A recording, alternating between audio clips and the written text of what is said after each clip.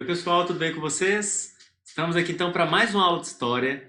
Meu nome é Emerson Modesto e nessa nossa aula de história nós vamos falar sobre um panorama da Europa no século XIX, já início do século XX, em que vão acontecer alguns conflitos, né, algumas revoluções, como a Revolução de 1920, Revolução de 1930, o governo de Napoleão III na França, vai acontecer também a questão da Guerra Franco-Prussiana, unificação da Alemanha, unificação da Itália.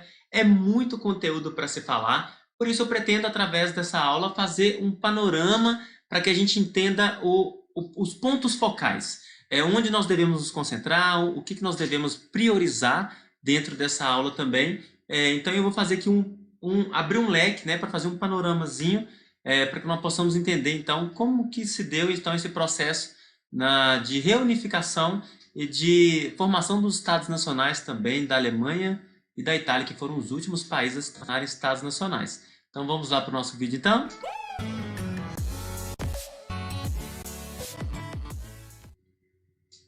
Bom, vamos lá então, pessoal.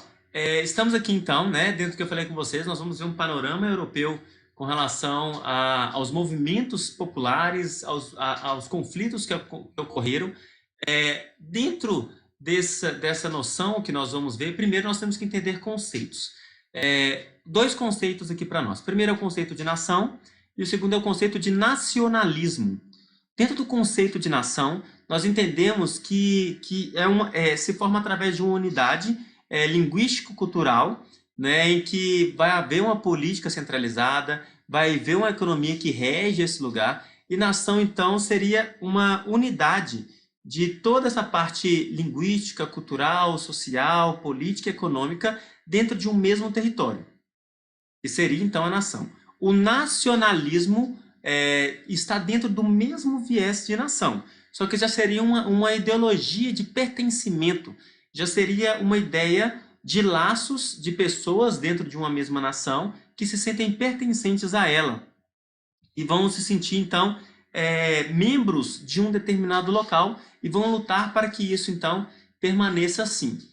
Dentro então desse panorama que nós estamos vendo, o contexto que nós temos da Europa naquele momento é um contexto pós-invasão napoleônica, em que, após então a morte de Napoleão, eu tenho até um vídeo aqui, né, no canal sobre isso, a Alemanha, a Itália, os países europeus no geral, eles vão passar por uma reestruturação dentro do chamado Congresso de Viena, e onde vai ter ali disputas entre eles também para saber como que eles lidariam. Para a gente entender, vamos fazer então o primeiro panorama. Dentro desse contexto, então eu falei que eu já citei para vocês o Congresso de Viena, e logo após o Congresso de Viena, alguns monarcas absolutistas que já haviam sido criticados há muito tempo, desde lá do Iluminismo, na Revolução Francesa, em outros movimentos, eles voltam a acontecer. Eles voltam por achar que um governo forte reunificaria o local, manteria o controle e tudo. E isso vai trazer, então, uma grande onda de revoltas e revoluções em que esses adeptos dos ideais liberais, nacionalistas e socialistas questionavam o retorno do antigo regime.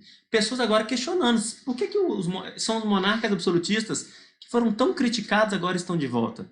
Aí vai vir essa onda de revolução que vai acontecer tanto na Europa quanto na América. Na Europa, na Espanha, em Nápoles, na Grécia, no México, no Chile, na Argentina, né? Também aqui na América. E esses movimentos populares, então, muitos deles, né, vão ser derrotados, principalmente no que se refere à Alemanha, à Itália, à Polônia, mas outros vão ser bem-sucedidos, como foi o caso então da França e da Bélgica.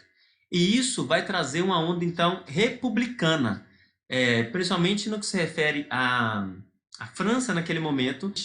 1820 e 1830 vai trazer essa onda então republicana para esses locais, onde na França, por exemplo, vai ter a Segunda República com Napoleão III, e que depois ele vai se tornar um imperador, e depois vai vir uma terceira onda de republicana lá também.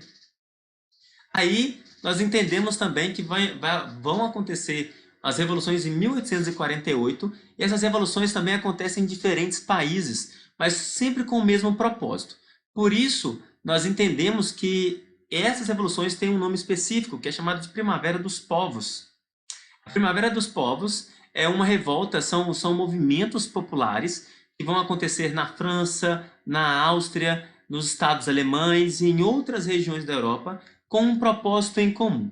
Eles tinham ideais liberais, socialistas, nacionalistas e românticos. Ou seja, eles queriam uma centralidade, uma busca por maiores direitos, o fim de uma opressão, dependendo da localização de onde eles estão.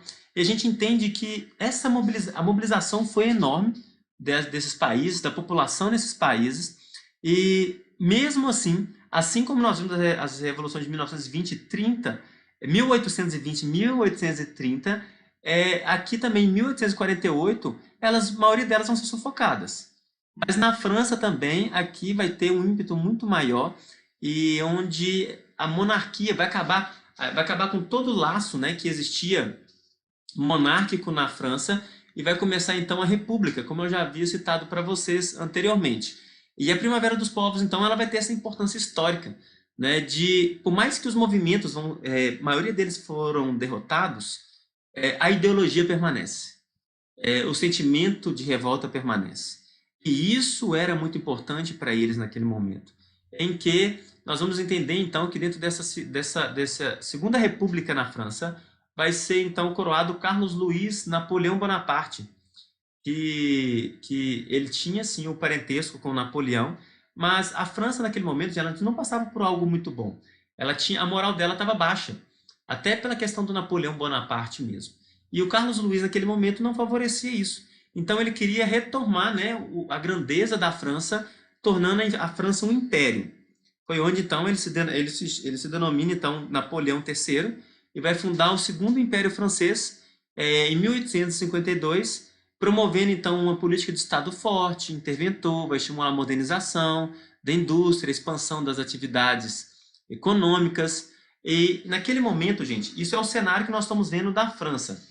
Do outro lado, os germânicos, os povos germânicos, gente, que eram vários povos, eles já se concentravam ali a leste, né, da França, e eles já eram todos unificados. E a grande questão é como que esses povos iam se unificar. Para você entender a Guerra Franco-Prussiana, primeiro o panorama francês é do Napoleão III, que quer tornar a França um império, e a França, gente, naquele momento, ela tinha muitas influências com alguns estados independentes germânicos.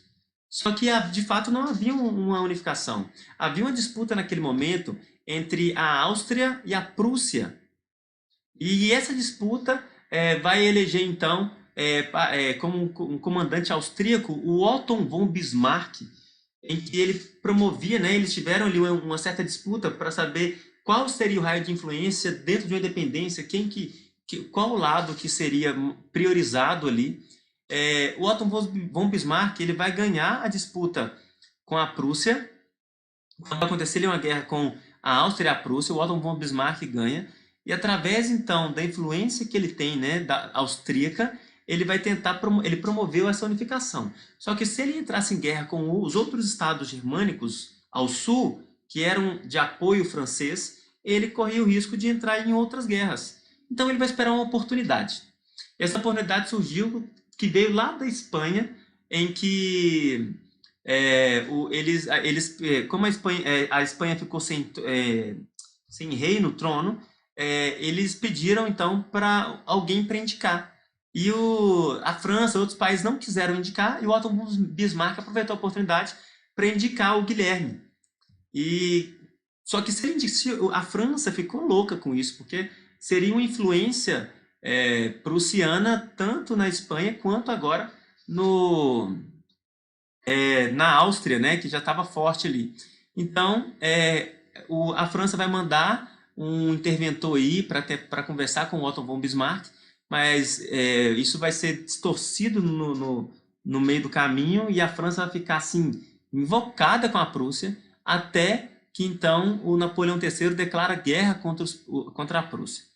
Ela vai cercar as fronteiras, então, imediatamente quando ela declara guerra, os países aliados germânicos à França ficam do lado agora do Otto von Bismarck, e era tudo que ele queria. Isso já vai depois, nós vamos falar da unificação alemã, e é assim que acontece. A gente entende então que ele declara guerra, os estados separam, a França ela vai perder os seus aliados, o exército, é, o exército de Otto von Bismarck ele já era muito mais preparado do que o exército francês naquele momento. Então a gente entende que quando chega, né, eles vão conseguir conquistar ali, vão ganhar várias batalhas, o exército do Otto von Bismarck, até que vão prender o Napoleão III, onde vai ser feita a Terceira República na França, tentando achar medidas de combater a Áustria, né, e o Otto von Bismarck. Mas, em suma, eles vão conseguir cercar Paris, vão deixar Paris sitiada por um tempo, onde eles vão passar muita dificuldade até sua rendição. Quando eles se rendem, né, os franceses se rendem, vai ser feito, então, a gente entende que vai ser feito um tratado, que chama de Tratado de Frankfurt, onde vai estabelecer, então, essas condições da rendição francesa, de pagamento de impostos, de cedição de território. Nesse momento é a cedição do território da Alsácia-Lorena. Vai ter também a questão a França ficou sitiada por 3 anos ainda, até que eles pagassem todo o dinheiro que foi cobrado. É por isso que a gente vai ver que lá na Primeira Guerra Mundial, Segunda Guerra Mundial, eles vão entrar do lado deles, né, efetivamente. Mas aqui, o que a gente entende, então, é que esse cenário, como a França agora ela está passando por outro processo, e como Paris agora ela está também dentro de outro ideal, vai acontecer lá, então, a Comuna de Paris. Agora, na França, acontece a Comuna de Paris porque as pessoas com os ideais socialistas e liberais vão tentar recuperar de novo o poder, né? E a população se mobiliza, liderados ali pelo Adolphe Thiers, que vai assumir o poder provisoriamente, e ele vai tentar adotar algumas medidas, né? De fato, ele não soube lidar com o governo depois que ele tomou Paris e os governantes precisaram sair fora de lá. Ele não soube lidar muito bem com as ações que ele precisava ter, com aquilo que ele precisava efetivar. E esse governo do povo em Paris, que é a Comuna de Paris, vai durar apenas 72 dias. E são 72 dias em que os resultados da Comuna de Paris não vão ser favoráveis para a população, porque vão ser várias pessoas tentando governar ao mesmo tempo, e vai haver ali, então, uma aliança destruída, né? Que se foi feita pelo Thiers e o exército prussiano. Quando essa aliança é destruída, rapidinho, esse governo popular ali na França vai ser também separado. Dentro desse mesmo contexto, a gente entende de que estava acontecendo a unificação da Itália. E da unificação da Itália, gente, a Itália ela também era um país dividido naquele momento, no caso ela era um estado dividido, né? Várias cidades independentes, em que os conflitos se davam não só pela questão religiosa da Igreja Católica, mas pela questão das anexações de território. Havia também uma diferença muito forte nesse momento entre a economia do norte, a economia do sul, a influência do nortistas, dos sulistas da Itália, em que vai haver, então, 2 movimentos que se consolidaram para efetivar essa unificação. O primeiro é o projeto de Piedmontese, que estava mais focado em uma monarquia liberal, liderado pelo Camilo Cavour, e o outro era o projeto dos Camisas Vermelhas, que já propunham a república, que era a liderança do Giuseppe Garibaldi. Dentro desses 2 movimentos, nós entendemos, então, que o Cavour, né, ele vai promover alianças militares com outros países para enfraquecer a Áustria, até porque eles tinham um acordo ali com os austríacos, mas, de fato, o enfraquecimento pela guerra que eles tiveram com a Prússia, né, do Otto von Bismarck, prejudicou essas relações, em que o Garibaldi, então, vai conseguir conquistar as 2 Cilícias e vai conseguir reunificar mais ainda a Itália naquele momento.